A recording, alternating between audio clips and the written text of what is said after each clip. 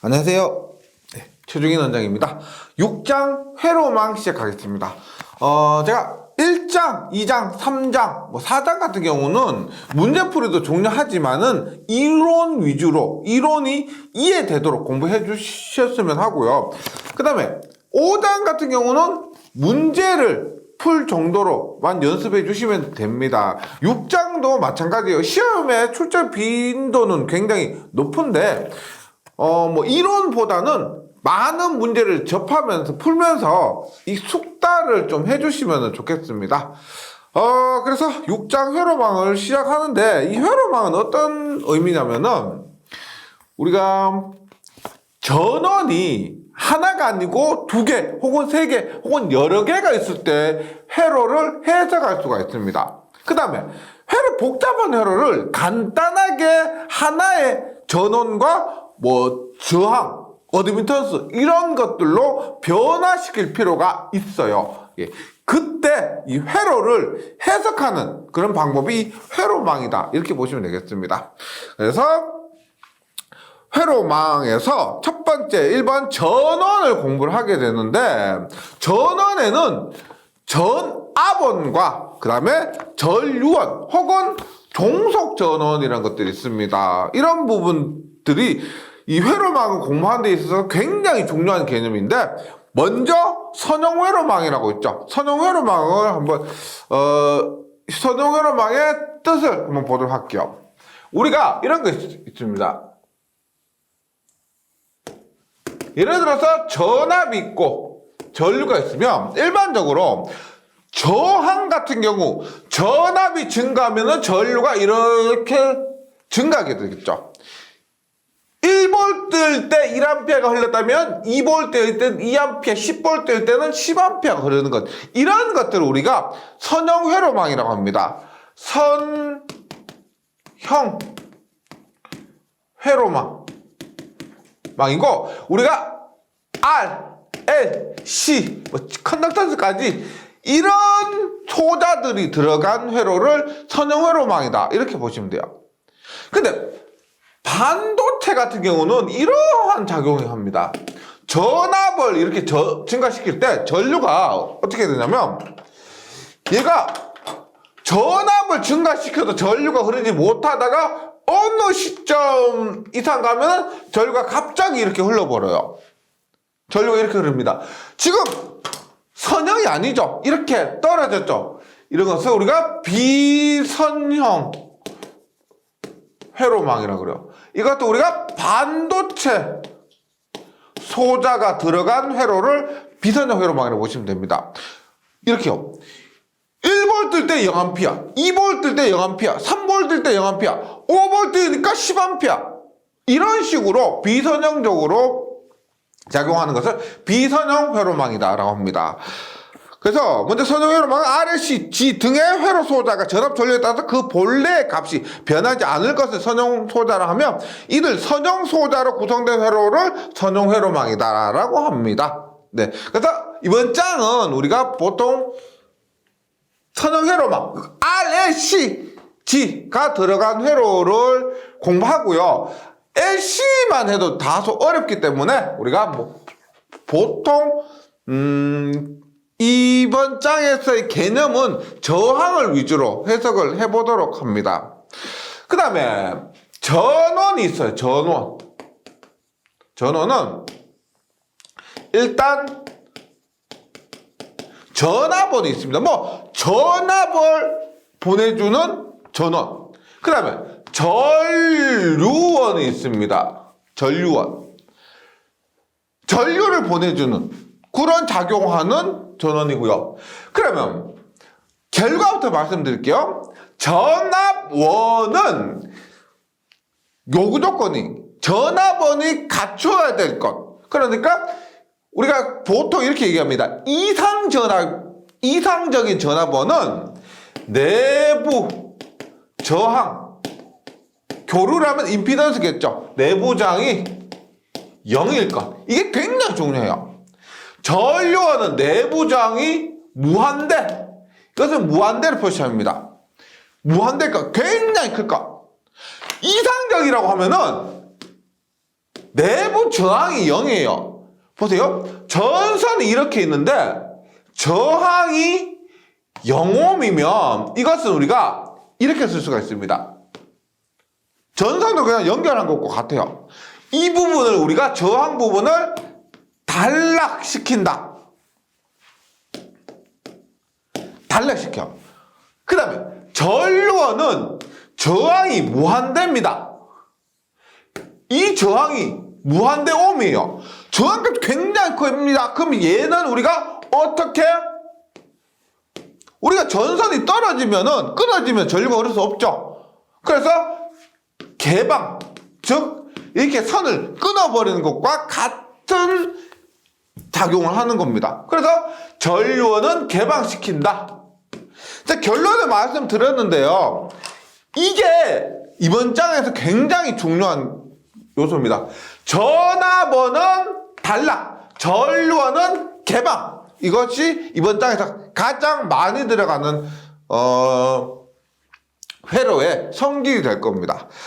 교재 다시 볼게요. 전압원은 부하에 흐르는 전류 크기와 관계없이 항상 전압원의 기전력과 같은 전압을 똑같은 전압을 항상 부하에 일정하게 공급하는 기능을 가진 전원으로 이상적인 전압원은 내부장이 작을수록 좋은데 이상적인 전압원의 조건은 내부 임피던스가 저항이라고 했지만 교류 같은 경우는 임피던스가 0이고요. 0이고 단락. 전류원은 부하의 변동과 관계없이 일정한 전류를 공급하는 전원 장치로서 부하 전압의 변화에 대해서도 항상 일정한 전류가 유지되도록 공급하는 기능을 가진 전원으로서 이상적인 전류는 내부장이 클수록 좋다. 그래서 이상적인 경우는 개방시킨다는 겁니다. 저항이 0, 저항이 무한대. 다시 말씀드리면 이거 굉장히 중요한 거예요. 그 다음에 특별한 경우 이런 게 있습니다. 우리가 종속 전원이라고 해서 이런 게 있어요. 여기에 뭐 IX가 있다. IX가 있고 뭐 EIX다. 이런 것을 특별히 뭐라고 하냐면 종속 전원이라고 하는데 보세요. 전압원과 전류원은 전류나 전압이 변하더라도 일정한 전압과 전류를 공급해 주는 전원이라고 그랬죠. 그래서 얘들은 변하지 않는 건데 종속 전원이라는 것은 뭐냐면 여기 흐르는 전류가 IX라고 했죠. 그럼 이 IX 값이 변하면 그 IX 값에 따라서 흐르는 전류가 변합니다. 이런 것을 우리가 종속 전원, 여기 흐르는 전류에 따라서 변하는 것을 얘기하는 겁니다. 이것은 간간히 한 몇 년에 한 번 정도 시험에 한 번 출제되고요. 우리가 이번 장에서 중요한 것은 전압원 전류원의 개념, 그리고 다시 말씀드리면 이상적인 전압원과 이상적인 전류원의 조건, 단락과 개방입니다. 네, 그러면 혹시 궁금하실 수가 있는데 전압원은 왜 내부장이 0이고 전류원은 왜 무한대가 되어야 하느냐, 간단하게 설명을 드릴게요. 보세요. 예를 들어서 전압원이 있는데 얘가 99옴입니다. 99옴이고 교류를 할게요. 100볼트를 내가 인가를 합니다. 그러면 잘 아시겠지만 여기에 걸린 전압 몇 볼트 걸려요? 여기에 100볼트에 99옴이니까 100볼트가 걸리겠죠. 당연하죠. 100볼트의 높이니까 99옴에는 100볼트가 걸리는 겁니다. 그런데 일장에서도 했었지만 우리가 전원의 그 건전지도 일종의 전원이죠. 그 건전지에도 내부 저항이 포함되어 있습니다. 내부 저항이요. 근데 내부 저항이 만약에 1옴이라고 해보세요. 1옴. 그리고 부하 저항이 99옴이에요. 우리가 목적은 뭐예요? 내가 여기 전원을 갖고 부하에 100볼트를 공급하는 것이 목적입니다. 근데 내부장 1옴이 존재하게 되면 어떻게 돼요? 내부장 1옴이 존재하게 되면 여기에는 100볼트가 아니고 몇 볼트? 전압 분배 법칙에 의해서 99볼트. 여기는 1볼트의 전압이 걸리게 되죠. 아유 1볼트 얼마 안 되네 라고 생각하실 수가 있는데 이상적이 전화번호라면 얘가 1이 아니고 0이라면 조금 전처럼 부하의 전체 전압을 걸 수가 있겠죠. 예. 만약에 0.15ohm이라면은 얼마? 0.15ohm이라면 뭐 여기에 0.1V가 걸리겠지만 이상적이라고 생각했을 때는 0인 것이 좋다. 그래서 0이다. 그럼 얼마? 내부장 부분을 우리가 이렇게 단락시키면 이상적인 전화번호이 된다. 이런 의미예요. 전류원 볼게요. 전류원. 얘가 1ohm이에요. 1ohm. 그 다음에 전류원이 이렇게 있습니다.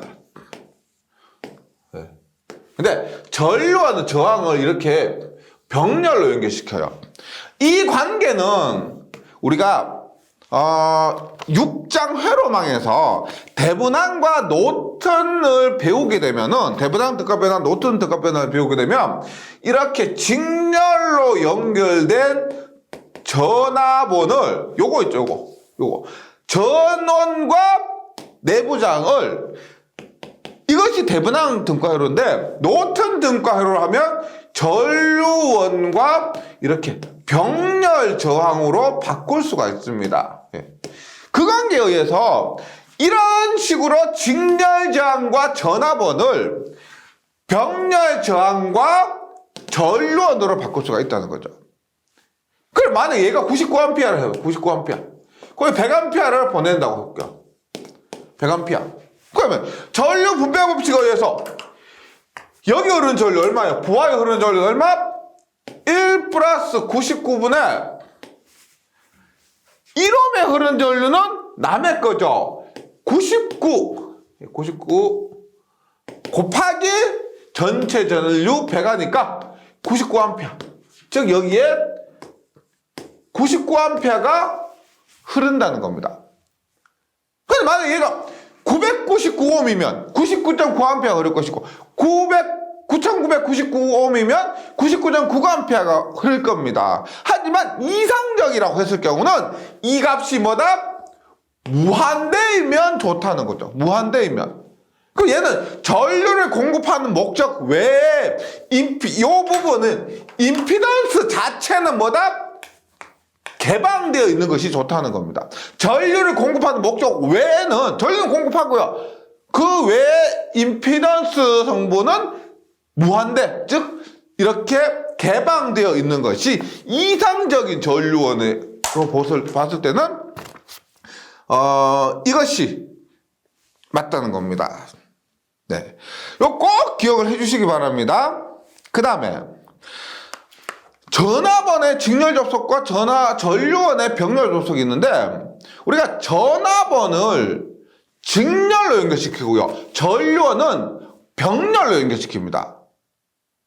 전압원을 병렬로, 전류원을 직렬로 연결시키지 않아요. 한번 봅니다. 일단 교재를 보시면 전압원은 이렇게 있습니다.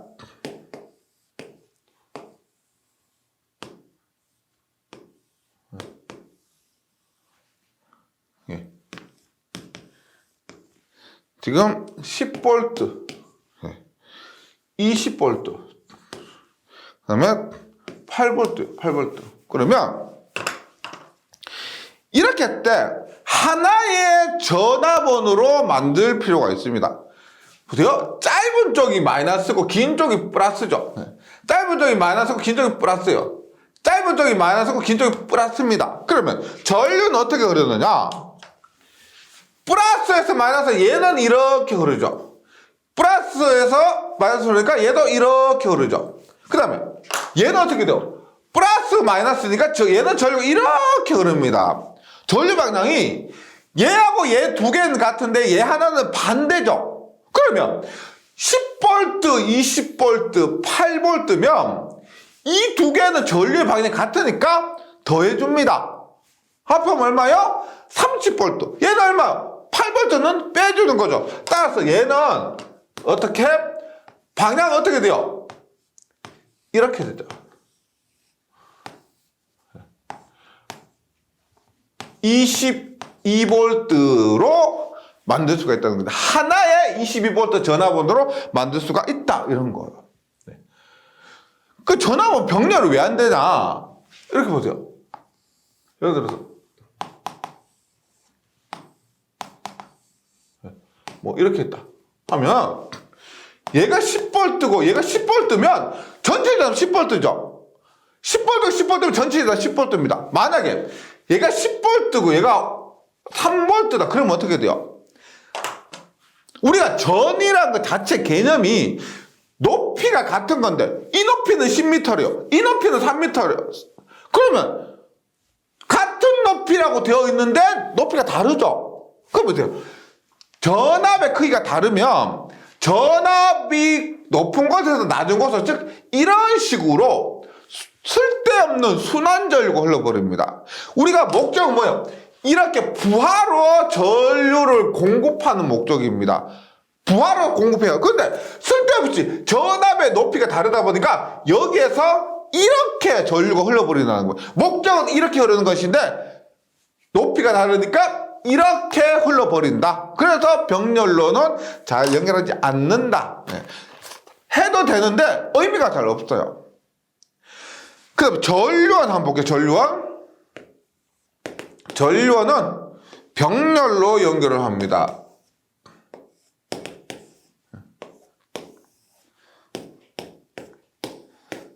이렇게. 그러면 I1, I2, I3. I1, I2, I3를 할게요. 그러면 지금 전류 방향 이렇게 해요. I1은 이렇게. I2는 이렇게. I3는 이렇게. 어떻게 돼요? 여기에서는 같은 방향 두 개 I1과 I3를 더하고 거기에서 I2를 뺀 것이 전체 전류가 되는 겁니다. 어렵지 않죠? 그러니까 전압도 마찬가지고 전류도 마찬가지고 방향이 같은 것은 더하고요. 반대인 것은 빼주고 그렇게 해주시면 되는 거예요. 전류원은 직렬을 하면 왜 안 되느냐면 앞에서 했지만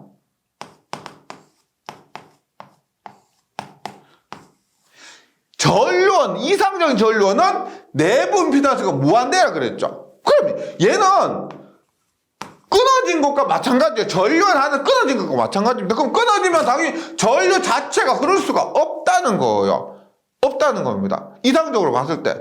그래서 전압원은 직렬로, 전류원은 병렬로 연결하는 것이 일반적이고 그냥 전체 전압과 전체 전류는 이렇게 계산해 주시면 되겠습니다. 극성이 같은 것도 하고 극성이 반대인 것을 빼주고 이렇게 해주시면 돼요. 네, 그러면은 다음 장에 본격적으로 회로망 정리를 하도록 하겠습니다. 회로망 정리.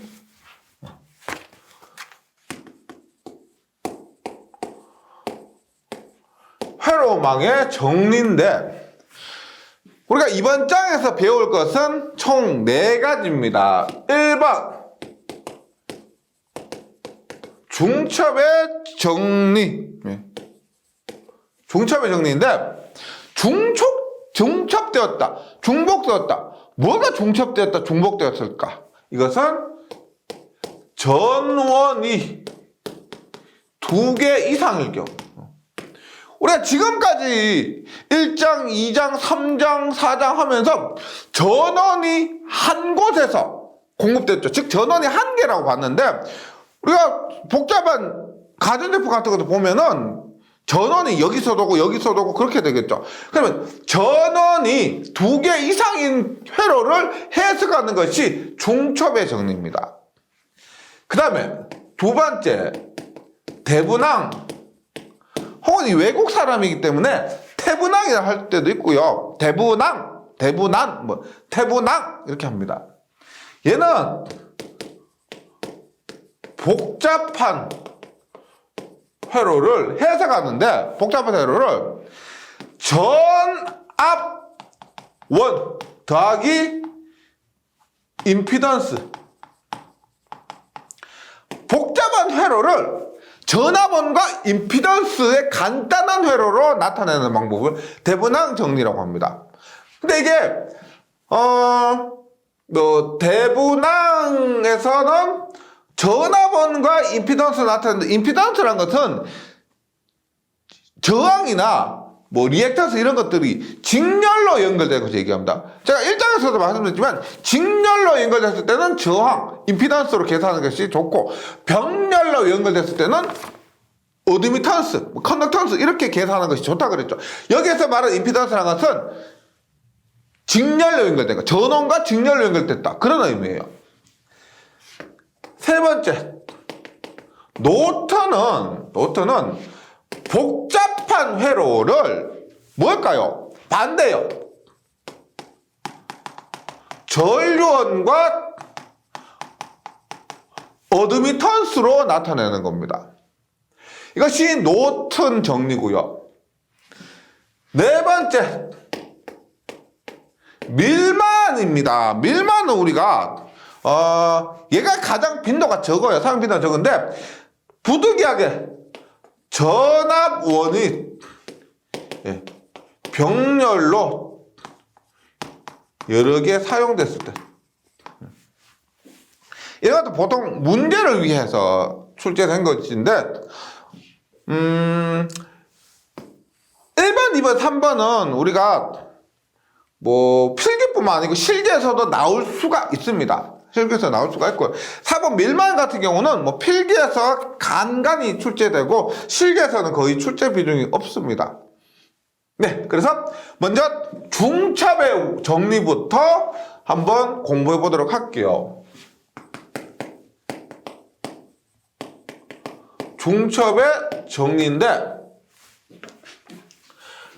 이렇게 보시면 돼요. 결론은 먼저 말씀드릴게요. 중첩의 원리는 전원 개수만큼 그림을 그려서 해석합니다. 전원 개수만큼 그림 그려서 해석한다. 만약에 전원이 2개다, 그럼 그림 2개 그리시면 돼요. 전원이 3개다, 그럼 그림 3개 그리시면 됩니다. 이때 굉장히 중요한 게 뭐냐면, 내가 전원이 2개니까 그림을 2번 그려요. 그래서 하나의 전원으로 계산할 때 나머지 전원을 어떻게 처리하느냐, 조금 전에 말씀드렸던 거, 전압원은 단락, 전류원은 개방. 이게 지금 들으니까 엄청 간단한 것 같아요. 이게 어렵나라고 생각하실 수가 있는데, 문제 풀 때마다 계속 깜빡깜빡 하세요. 이게 가장 중요한 겁니다. 그럼 교재 내용을 한번 보도록 할게요. 중첩의 원리라고 해서, 중첩의 정리라고 해서 얘는 선형 회로망에만 적용됩니다. 다른 것들은 비선형 회로망에 적용될 수도 있는데 어렵지만은 이 중첩의 정리는 선형 회로망에만 꼭 적용을 해야 되는 겁니다. RLCG만 사용된 회로, 반도체 소자에서는 이 중첩의 정리가 적용되지 않는다는 겁니다. 왜? 반도체에서는 1V 때 1V, 2V, 1V일 때 1A, 2V일 때 2A가 안 된다고 했죠. 그런 조건이 될 때만 중첩의 정리를 적용할 수가 있습니다. 볼게요. 중첩의 정리는 선형 회로망에만 적용을 하고요.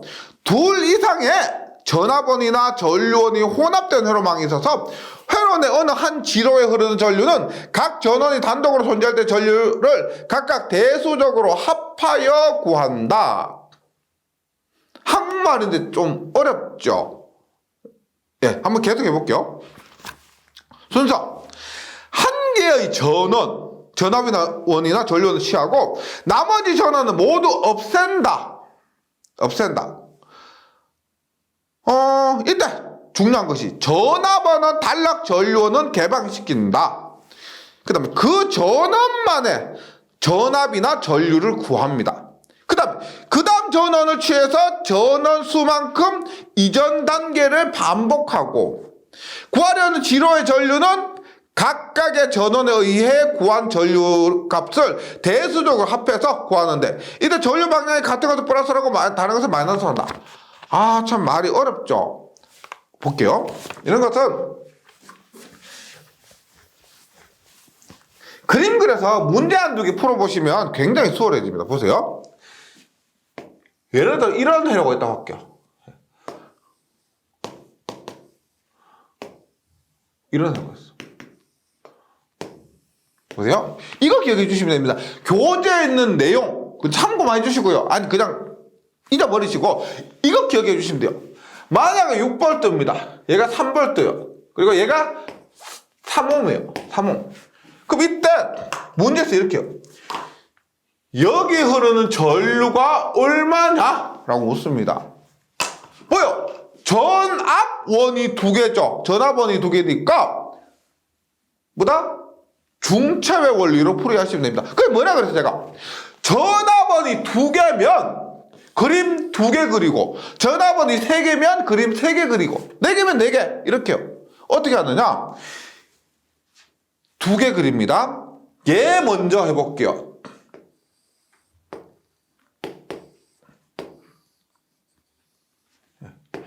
합니다. 얘 어떻게요? 6V로 계산하고 싶은데 일단 3V는 어떻게 해요? 없애긴 없애야 되는데 어떻게 한다? 전압원은 달라. 생각하지 마시고요. 그냥 전압원 있죠. 이거는 그냥 달락 뭐예요? 쇼트 연결시켜 버리세요. 그리고 6V고 3ohm이면 어떻게 됩니까? 여기 흐르는 전류는 첫 번째 여기 흐르는 전류보다 3분의 6이니까 2A가 이 방향으로 흐르게 되는 거죠. 첫 번째. 두 번째. 3V로 계산합니다. 3ohm이요. 그럼 어떻게 돼요? 얘가 플러스 얘가 마이너스니까 전류 어떻게 흘러요? 이를 이 방향으로 흐르게 되죠. 이 방향으로. 그러면 3ohm에 3V니까 1A가 이 방향으로 흐르게 됩니다. 그럼 두 전류의 방향은 반대가 되죠. 반대가 되죠. 그러면 이쪽으로 2A, 이쪽으로 1A면 결과적으로 어떻게 됩니까? 결과적으로 어떻게? 이 방향이죠. 이 방향. 이 방향으로 1A가 되는 거죠. 그럼 전류값은 얼마? 전류값은 I는 1A로 계산이 됩니다. 근데 만약에 이렇게 보세요. 만약에 똑같은 문제에서 전류의 방향이 이 방향으로 해서 전류가 얼마냐라고 물으면 어떻게 될까요? 보세요. 이렇게 회로를 해석하니까 이 방향으로 1A가 되죠. 결과는 1A로 이 방향으로 1A가 되는데 문제에서는 이 방향으로 몇 A냐고 묻습니다. 그러면 전류의 방향이 반대죠. 그러면 전류는 얼마? 마이너스 1A가 된다. 전류는 마이너스 1A. 이렇게 나오게 되는 겁니다. 방향까지 조심해 주시면 돼요. 그래서 교재는 순서를 한 번 더 볼까요? 요거 한번 이해하신 상태에서 한 개의 전압원이나 전류원을 취하고 한 개의 전원을 취하고 나머지 전원은 없앴는데 전압원은 단락시키고 전류원은 개방시킵니다. 전압원이니까 단락시켰고요. 그 전원만의 전압이나 전류를 구합니다. 그 다음에 하고 나서 그 다음 전원을 취해서 전원 수만큼 이전 단계를 반복합니다. 전원이 두 개니까 두 개 반복하고 세 개면 세 개 반복하고 이렇게요. 그 다음에 구하려는 지로에 이 부분의 전류는 각각의 전원에 의해서 구한 전류를 대수적으로 합해요. 벡터적이 아니고 그냥 대수적으로 하는 건데 방향을 고려해 주시면 됩니다. 구하는데 이때 전류의 방향이 같은 것은 플러스 하고 다른 것은 마이너스로 해서 구하게 됩니다. 그럼 연습을 조금만 더 해볼게요. 만약에 이런 거 있어.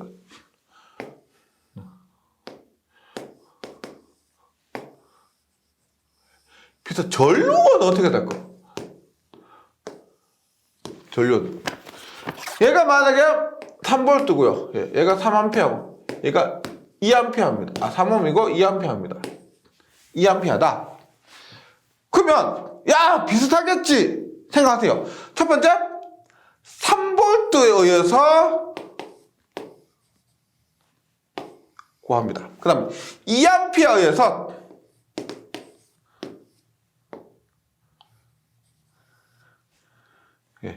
이렇게 구합니다. 그럼 여기 흐르는 전류가 얼마일까? 한번 계산해 보세요. 야, 이 정도는 그래도 쉽다라고 생각하실 수가 있는데 중요한 또 개념이 들어가요. 보세요. 전압원을 해서 전류원은 개방시키죠. 그러면 보세요. 개방시킵니다. 이 부분 어떻게 해요? 2A 부분 이걸 단락시키는 분이 계세요. 안 해요. 전류원이기 때문에 개방시킵니다. 그럼 그때 흐르는 전류 얼마요? I는 얼마요? 3V일 때 I는 여기 흐르는 I는 얼마일까? 뭐 공식으로 하는 게 아니에요. 0A죠, 0A. 왜? 전선이 끊어졌는데 어떻게 전류가 흐를 수가 없죠? 끊어졌습니다. 전류 못 흘러요. 0A입니다. 야, 3옴에 3V가 1A다. 이렇게 아니란 겁니다. 전압 한번 구해볼까요? 보세요. 3옴이에요. 그러면 여기에 몇 볼트가 흘러요? 몇 볼트 흐른다?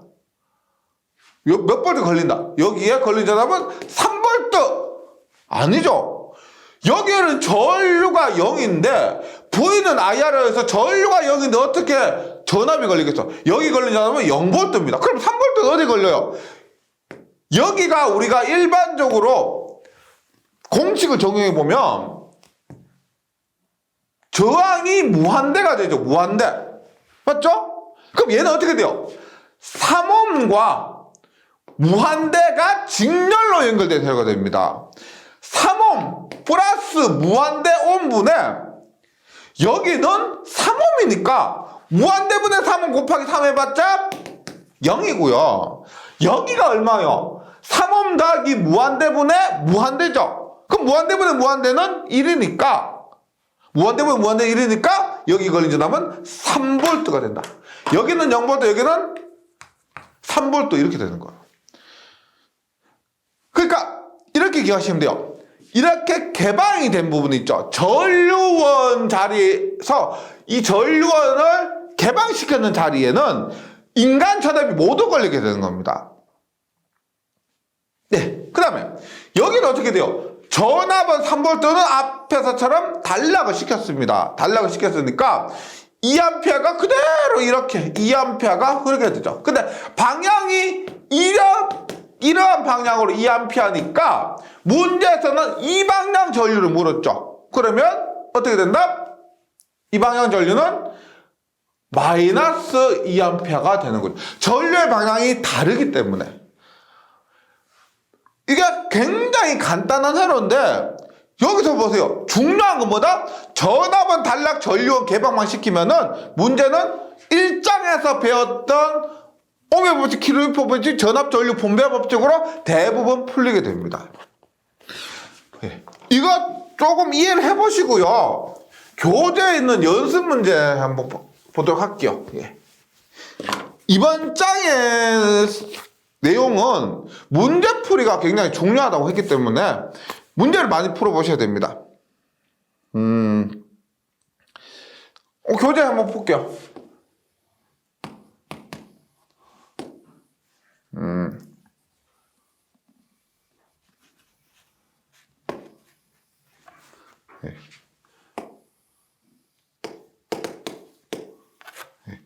이것 6V 2옴 4옴 6A입니다.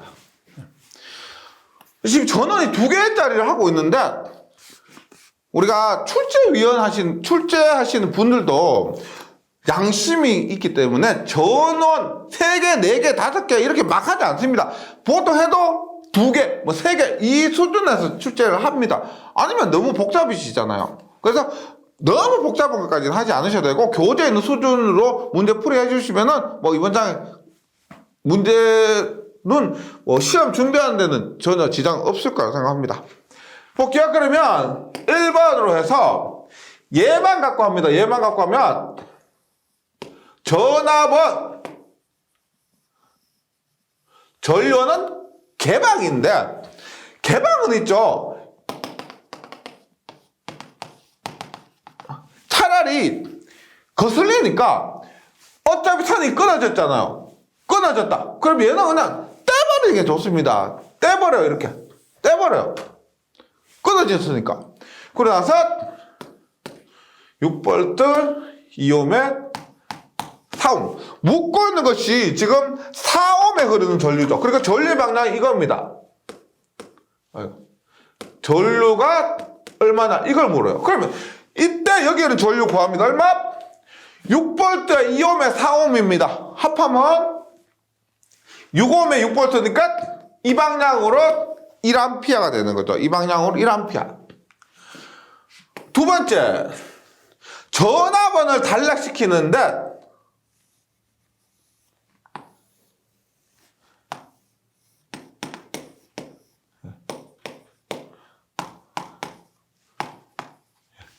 중요한 건 이게 있어요. 보세요. 내가 저항을 보는 방향에 따라서 전압원 기준으로 이렇게 보면은 전류원을 떼버렸습니다. 그러면 어떻게 해요? 2옴과 4옴이 직렬 연결이죠. 직렬 연결이 됩니다. 근데 전류원 기준에서 볼게요. 전압원을 단락시켰죠. 전압을 단락시켜 이렇게 됩니다. 그러면 전류원 기준으로 보면 얘는 어떻게 돼요? 4옴과 2옴이 직렬이 아니고 전류가 이렇게 분배가 되죠. 전류가 분배가 되면 이것은 병렬 연결입니다. 얘는 보세요. 여기 흐르는 전류와 여기 흐르는 전류와 여기 흐르는 전류가 다 같죠. 전류가 같기 때문에 직렬 연결이고요.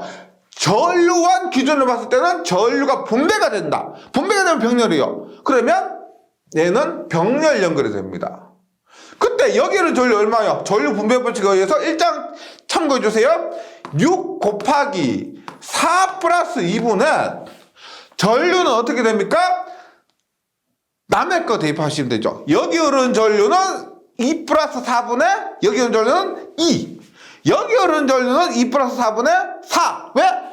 반비례하니까. 저항과 전류는 반비례하기 때문에. 따라서 4옴에 흐르는 전류는 어떻게? 전체에서 2를 곱하시면 되죠. 2A. 그 다음에 6A가 이렇게 가면 전류 방향이 이렇게 됩니다. 이렇게. 여기서도 이렇게 같은 방향이죠. 같은 방향. 그러면 여기에 흐르는 전류는 얼마? 같은 방향이니까 1 플러스 2에서 3A 되는 겁니다. 그 답은 3A. 예. 이런 식으로 차분히 그림을 그리는 것이 귀찮긴 하지만 중첩에서 중요한 것은 전원의 개수만큼 그림을 그린다. 그 다음에 또 전압원은 단락시키고 전류원은 개방시킨다. 이것만 기억해 주시면은 그게 어렵지 않을 겁니다. 예, 잘 정리해 주시고 다음 시간에 다시 뵙도록 하겠습니다. 수고하셨습니다.